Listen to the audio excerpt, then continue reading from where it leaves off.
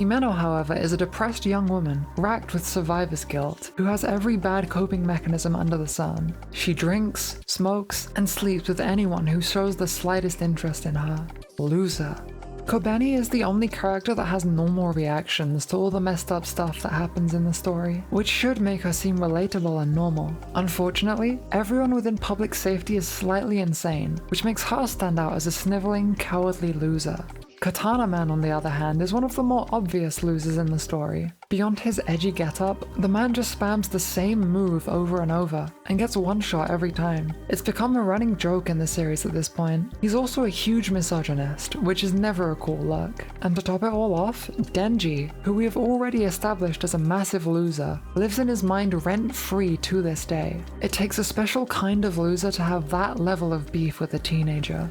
Kishibe is a badass, despite his rampant alcoholism. Unfortunately for him, he fell for a baddie who turned out to be gay and let it ruin his life. Despite already knowing she was an absolute fruitcake, he kept chasing her in denial. It's on you at that point, buddy. Angel is so lazy he'd rather die than work, loves ice cream to an almost embarrassing level, and is emotionally closed off and touch-starved. Though admittedly, that last part isn't his fault. Also, his boyfriend is cringe, so he's a loser by association. Reze would have been a genuine badass. She can fight, she can flirt, and she's cute enough to temporarily steal Denji's heart from Makima. Unfortunately, she fails her mission by accidentally catching feelings for Denji, who again, we've established is a huge loser, but a lovable loser at that. Quan Ji might be the hardest character to pin a loser status to. I'm struggling to find a moment where she's done something that isn't cool.